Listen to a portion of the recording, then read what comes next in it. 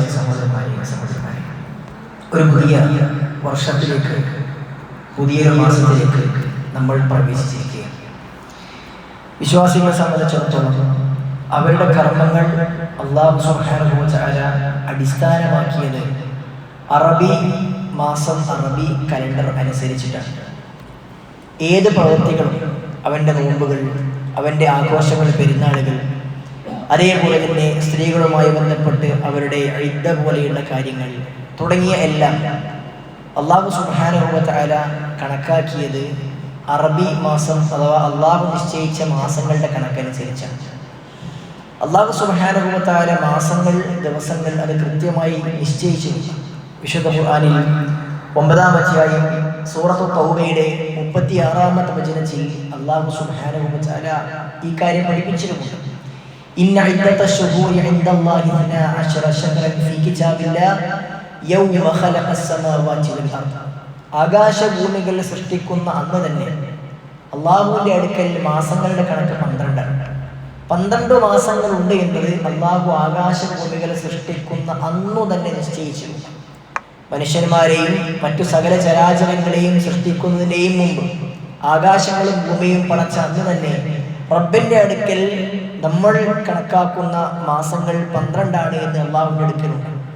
മാത്രവുമല്ല, മിൻഹ അർബഅത്തുൻ ഹുറും, അതിൽ 4 പവിത്രമാക്കിയിട്ടുണ്ട് എന്ന് അല്ലാഹു സുബ്ഹാനഹു വ തആല തന്നെ പഠിപ്പിച്ചു. ആ പവിത്ര മാസങ്ങൾ ഏതൊക്കെയാണ് എന്ന് റസൂൽ സല്ലല്ലാഹു അലൈഹി വസല്ലം നമുക്ക് പഠിപ്പിച്ചു നൽകിയിട്ടുണ്ട്. പ്രവാചകൻ പറഞ്ഞു, സലാസുൻ മുതവാലിയാത്ത്, 3 മാസങ്ങൾ അത് തുടരെ വരുന്നത്. ഏതൊക്കെയാണത്? നമുക്കറിയാം, ദുൽഖഅദ, ദുൽഹിജ്ജ, മുഹറം എന്നീ മാസങ്ങൾ. മറ്റൊന്ന് റജബ്, മുദർ ഗോത്രത്തിന്റെ റജബാണ് എന്ന് പ്രവാചകൻ സല്ലല്ലാഹു അലൈഹി വസല്ലം പഠിപ്പിച്ചു. റസൂൽ സല്ലല്ലാഹു അലൈഹി വസല്ലമയുടെ കാലഘട്ടത്തിൽ മുളർ, റബിയ ഗോത്രങ്ങൾ തമ്മിൽ പവിത്ര മാസങ്ങൾ ഏതൊക്കെ എന്ന വിഷയത്തിൽ അഭിപ്രായ വ്യത്യാസങ്ങൾ ഉണ്ടായിരുന്നു. മക്കയിലെ മുശ്രിക്കുകളെ സംബന്ധിച്ചിടത്തോളം പ്രവാചകൻ സല്ലല്ലാഹു അലൈഹി വസല്ലമ നിയുക്തനാകുന്നതിന് മുമ്പ് തന്നെ അവരും ചില മാസങ്ങളെ പവിത്രമായി കണക്കാക്കിയിരുന്നു. പവിത്രമായി കണക്കാക്കുക എന്ന് പറഞ്ഞാൽ ആ മാസങ്ങളിൽ യുദ്ധം നിഷിദ്ധമാക്കിയിരുന്നു, യുദ്ധം ചെയ്യാൻ പാടില്ല എന്നാണ്. എന്നാൽ അവരുടെ പ്രത്യേകത, അവർക്ക് ഇഷ്ടമുള്ള രൂപത്തിൽ പവിത്ര മാസങ്ങളെ അങ്ങോട്ടും ഇങ്ങോട്ടുമാക്കും.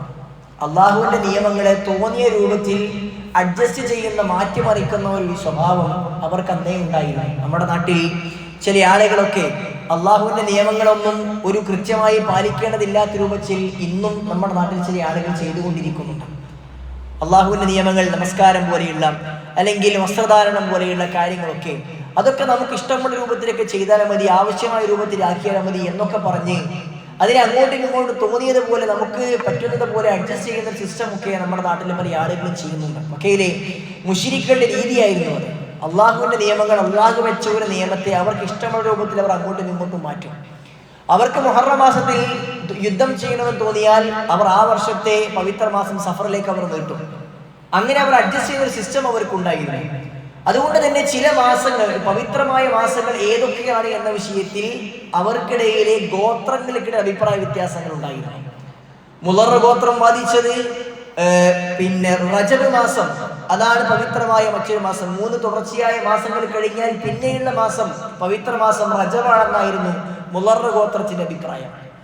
റബിയ ഗോത്രം പറഞ്ഞത് അത് റമദാൻ മാസമാണ് എന്നാണ്. 3 മാസങ്ങൾ തുടരെയുള്ളത് ഹജ്ജുമായി ബന്ധപ്പെട്ട്, ഹജ്ജിന് തൊട്ട് മുമ്പത്തെ ദുൽഖഅദ മാസവും ഹജ്ജ് നടക്കുന്ന മാസവും തൊട്ട് ശേഷമുള്ള മുഹറം മാസവും പവിത്രമാണ് എന്ന വിഷയത്തിൽ അവർക്ക് അഭിപ്രായ വ്യത്യാസം, തർക്കമുണ്ടായിരുന്നില്ല.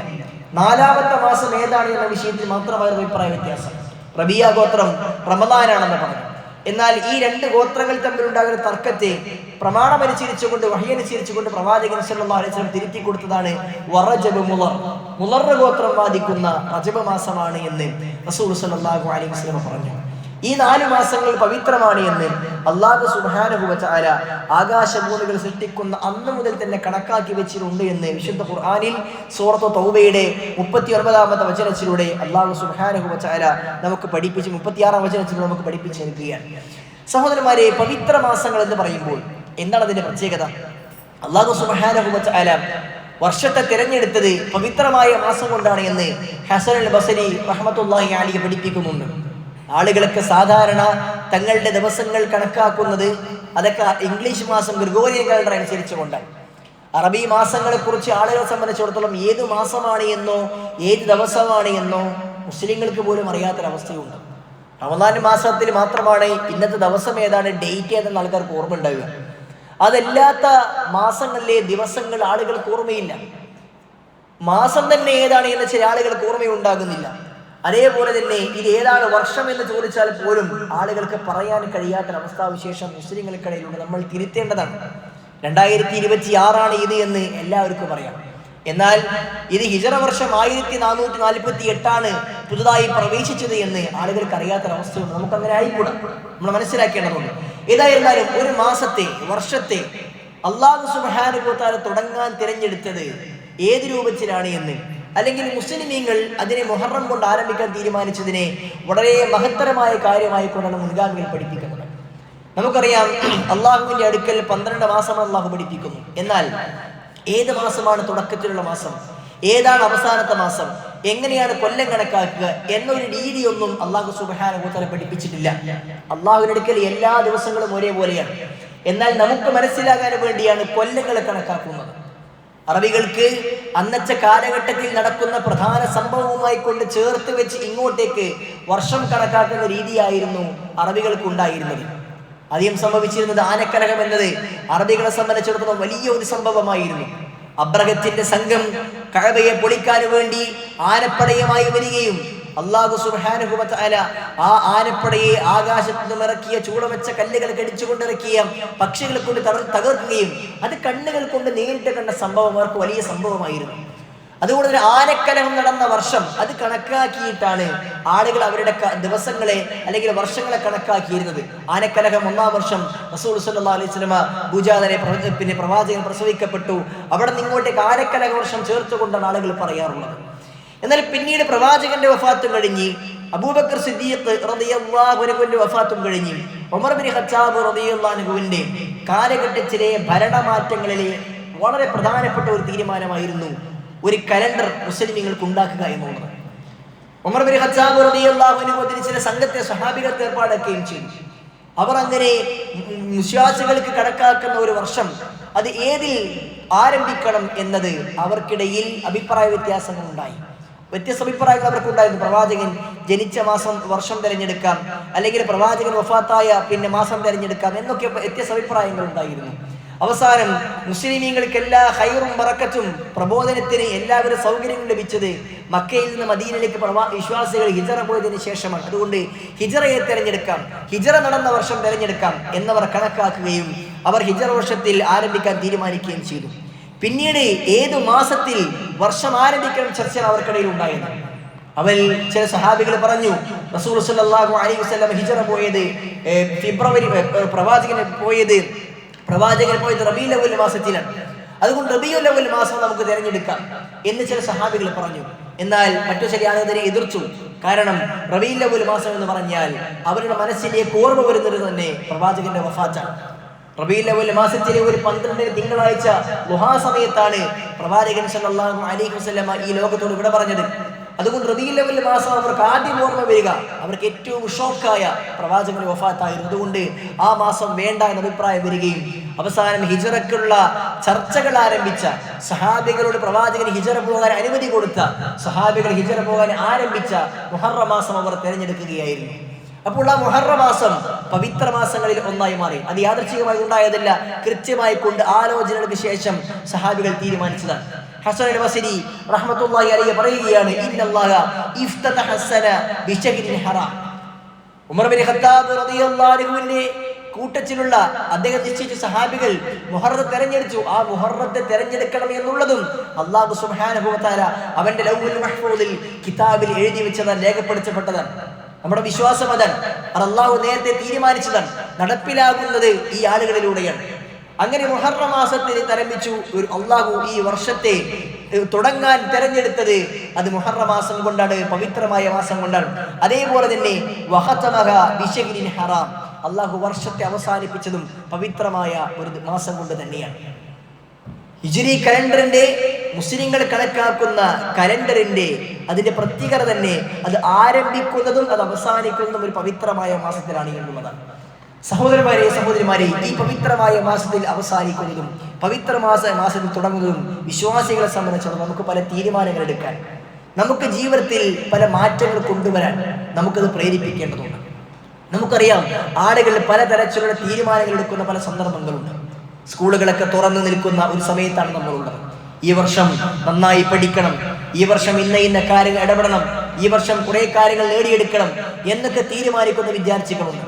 സ്കൂളുകളിൽ ഈ വർഷം പല മാറ്റങ്ങളും കൊണ്ടുവരണം, പല രൂപത്തിൽ വിദ്യാർത്ഥികളെ പഠന കാര്യങ്ങളിലും മറ്റുള്ള കാര്യങ്ങളിലുമൊക്കെ അവരെ മുന്നോട്ട് കൊണ്ടുവരാൻ വേണ്ടി പലതരം പദ്ധതികൾ ആവിഷ്കരിക്കണമെന്ന് അധ്യാപകന്മാരും സ്കൂളിന്റെ ആളുകളുമൊക്കെ ചർച്ച ചെയ്യുന്ന ഒരു സമയമാണ്.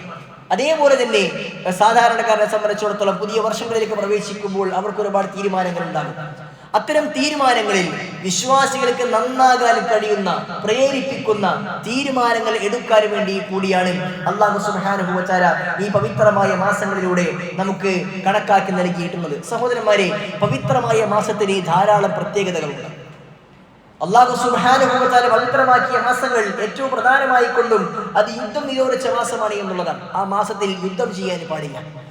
എന്നാൽ പവിത്രമായ മാസത്തിൽ മറ്റൊരു പ്രത്യേകത, ആ പവിത്രമായ മാസങ്ങളിൽ നമ്മൾ ചെയ്യുന്ന നന്മകൾക്ക് വലിയ കൂലിയുണ്ട് എന്നതാണ്. അല്ലാഹു സുബ്ഹാനഹു വ തആല ചില മാസങ്ങളെയും ചില ദിവസങ്ങളെയും ചില സ്ഥലങ്ങളെയും ചില വ്യക്തികളെയും ഒക്കെ അല്ലാഹു തിരഞ്ഞെടുക്കാറുണ്ട്. അല്ലാഹു തിരഞ്ഞെടുക്കുന്ന ആ മാസങ്ങൾക്കും ദിവസങ്ങൾക്കും സ്ഥലങ്ങൾക്കുമെല്ലാം വലിയ പ്രത്യേകതകൾ, പ്രാധാന്യങ്ങളുണ്ട്. ആ നിലക്ക് അല്ലാഹു പവിത്രമാക്കി വെച്ച ആ ദിവസങ്ങളിൽ മാസങ്ങളിൽ ചെയ്യുന്ന പ്രവർത്തനങ്ങൾക്കും വലിയ പുണ്യമുണ്ട്. നമുക്കറിയാം, ഹറം എന്നത്, മസ്ജിദുൽ ഹറം എന്നത്, മക്ക എന്നുള്ളത് ഒരു പുണ്യഭൂമിയാണ്. അവിടെ പോയി നമ്മൾ നന്മകൾ ചെയ്യുമ്പോൾ നമുക്ക് വലിയ പ്രതിഫലമുണ്ട്. ഒരു നമസ്കാരത്തിന് 1,00,000 പ്രതിഫലം അല്ലാഹു സുബ്ഹാനഹു വ തആല നൽകുമെന്ന് റസൂൽ സല്ലല്ലാഹു അലൈഹി വസല്ലം പഠിപ്പിച്ചിട്ടുണ്ട്. മസ്ജിദുൻ നബവിയിൽ, അതും പവിത്രമാക്കപ്പെട്ട പള്ളിയാണ്, അവിടെ നമസ്കരിച്ചാൽ 1000 പുണ്യം ലഭിക്കുമെന്ന് അല്ലാഹുവിന്റെ പ്രവാചകൻ സല്ലല്ലാഹു അലൈഹി വസല്ലമ നമുക്ക് പഠിപ്പിച്ചു നൽകിയിട്ടുണ്ട്. അല്ലാഹു പവിത്രമാക്കി തിരഞ്ഞെടുത്ത ആ സ്ഥലത്തിന് വലിയ പ്രത്യേകതയുണ്ട്. അതേപോലെ തന്നെ പവിത്രമാക്കപ്പെട്ട മാസങ്ങളിൽ നമ്മൾ ചെയ്യുന്ന പ്രവർത്തനങ്ങൾക്ക് വലിയ കൂലി അല്ലാഹു സുബ്ഹാനഹു വ തആല നൽകും. മറ്റുള്ള 8 മാസങ്ങളിൽ നമ്മൾ നന്മ ചെയ്യുന്നതിനേക്കാൾ വ്യത്യസ്തമാണ് പവിത്രമാക്കപ്പെട്ട ഈ മാസങ്ങളിൽ നന്മ ചെയ്യുന്നത്. അതുകൊണ്ട് ഈ മാസങ്ങളിൽ നന്മ ചെയ്യാൻ വിശ്വാസികൾ സമയം കണ്ടെത്തണം, തീരുമാനമെടുക്കണം. പുതിയൊരു വർഷത്തിലേക്ക് പ്രവേശിക്കുമ്പോൾ ഇൻഷാ അല്ലാഹ് ഞാൻ ഒരുപാട് നന്മകൾ ഈ മാസത്തിൽ ചെയ്യുമെന്ന്, അല്ലെങ്കിൽ ഈ വർഷത്തിൽ ഞാൻ തുടക്കം കുറിക്കുമെന്ന് തീരുമാനമെടുക്കുവാൻ നമ്മൾക്ക് കഴിയേണ്ടതുണ്ട്. സഹോദരന്മാരെ സഹോദരിമാരെ, അങ്ങനെയുള്ള കുറെ നല്ല തീരുമാനങ്ങൾ നമ്മൾക്കുണ്ടാകണം. ഈ വർഷത്തിൽ ഞാൻ ചെയ്യുമെന്ന് നമുക്കിപ്പോൾ ശീലമില്ലാത്ത നന്മകൾ തുടരാൻ നമ്മൾ തീരുമാനിക്കേണ്ടതുണ്ട്. നന്മകൾ നമ്മൾ മുന്നോട്ട് കൊണ്ടുപോയാൽ അതിന് ഒരുപാട് പ്രത്യേകതകൾ, നേട്ടങ്ങളുണ്ട്.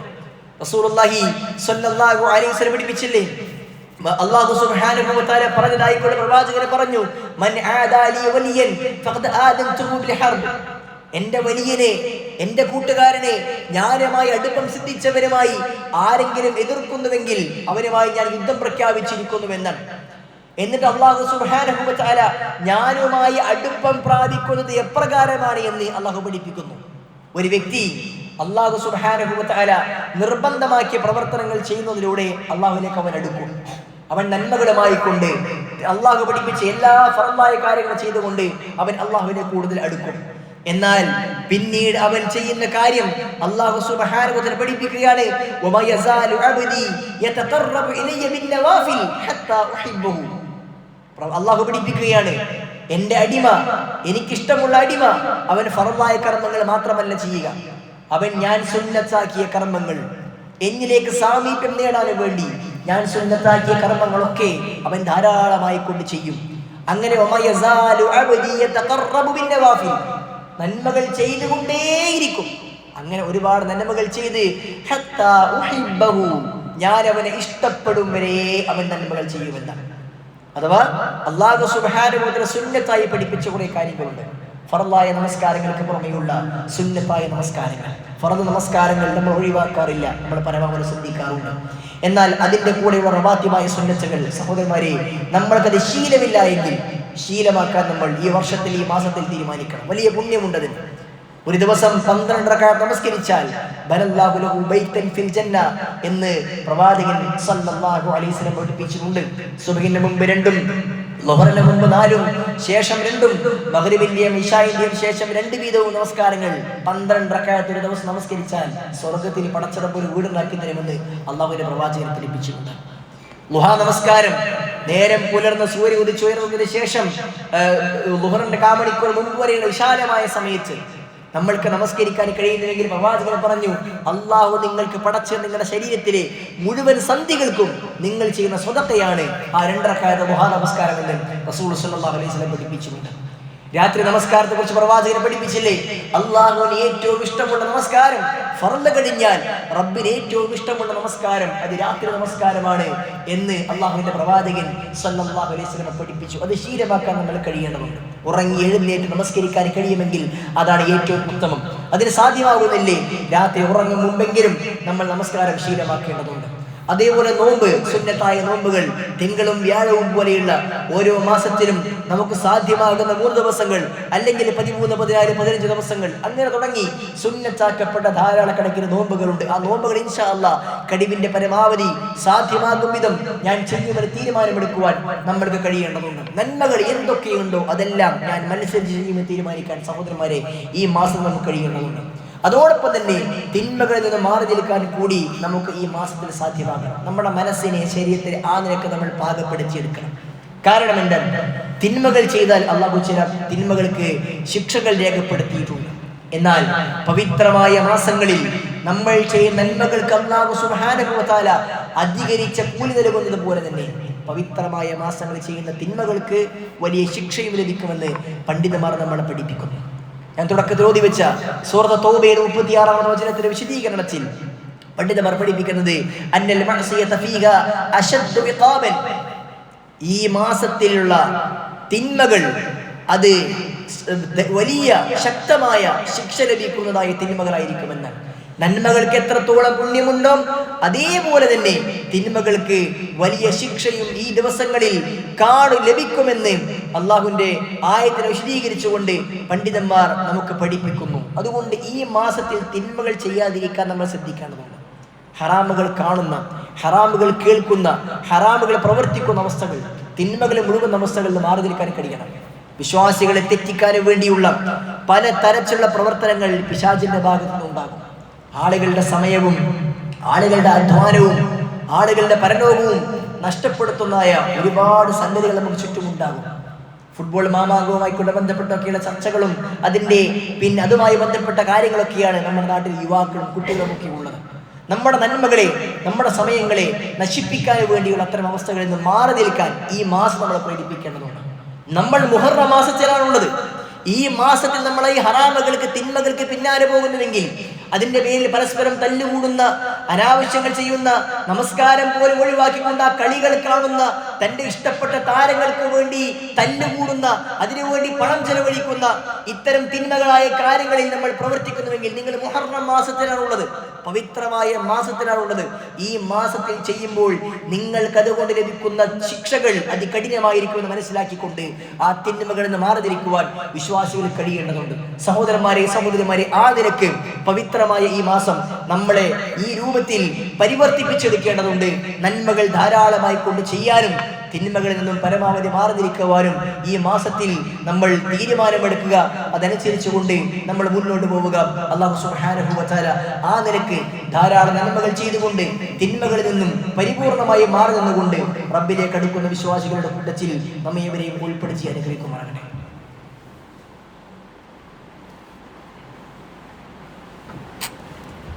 അൽഹംദുലില്ലാഹി റബ്ബിൽ ആലമീൻ.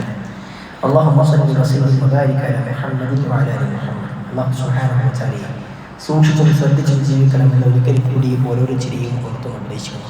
സഹോദരന്മാരെ, സഹോദരിമാരെ, അല്ലാഹു സുബ്ഹാനഹു വ തആല പവിത്രമാക്കിയ മാസങ്ങളുടെ പ്രത്യേകതയും അതിൽ നന്മകൾ ചെയ്യേണ്ടതിൻ്റെയും തിന്മയിൽ നിന്ന് മാറി നിൽക്കേണ്ടതിൻ്റെയും പ്രാധാന്യമാണ് നമ്മൾ മനസ്സിലാക്കിയത്.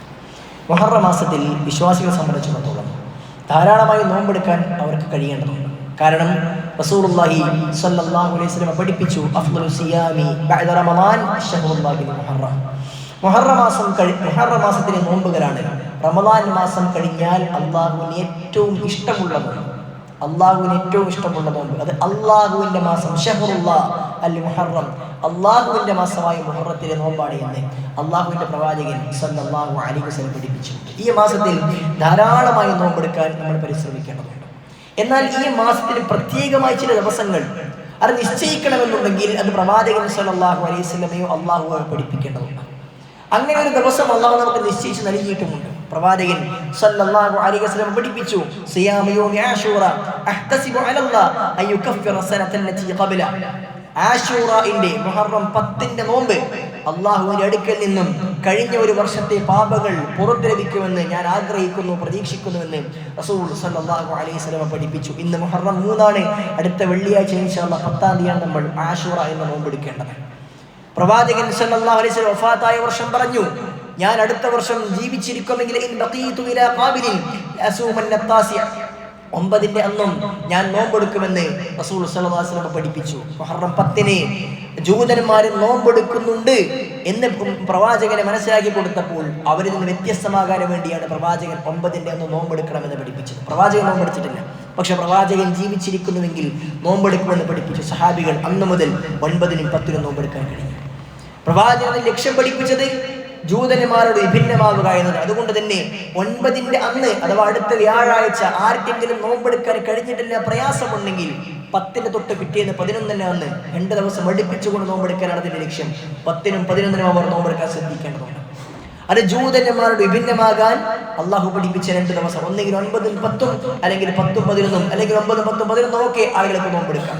എന്നാൽ ഇതിനപ്പുറത്ത് ഒരു പ്രത്യേകമായ തഹ്ദീദ്, ഒരു പ്രത്യേകമായ രൂപം, എണ്ണം, സമയം നിശ്ചയിക്കുന്നത് അള്ളാഹുവിന്റെ പ്രവാചകൻ പഠിപ്പിക്കാത്തതും ബിദ്അത്തുമായ കാര്യമാണ്.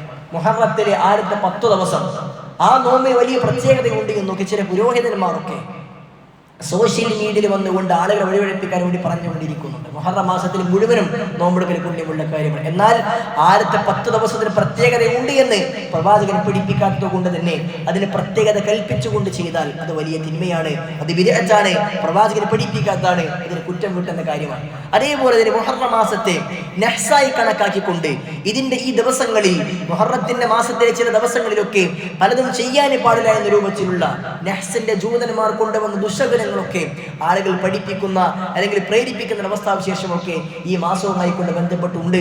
അള്ളാഹുവിന്റെ മാസം ഷഹറുല്ലാഹ് എന്ന് പഠിപ്പിച്ച ഈ മാസത്തെ ദുശകുരമായി കൊണ്ട്, അപശകുരമായി കൊണ്ട് കാണാൻ ഒരിക്കലും നമുക്ക് പാടുന്നതല്ല. ഒരു ദിവസവും ഒരു മാസവും അള്ളാഹു സുബ്ഹാനഹു വ തആല നമുക്ക് അപശകുരമായി പഠിപ്പിച്ചിട്ടില്ല.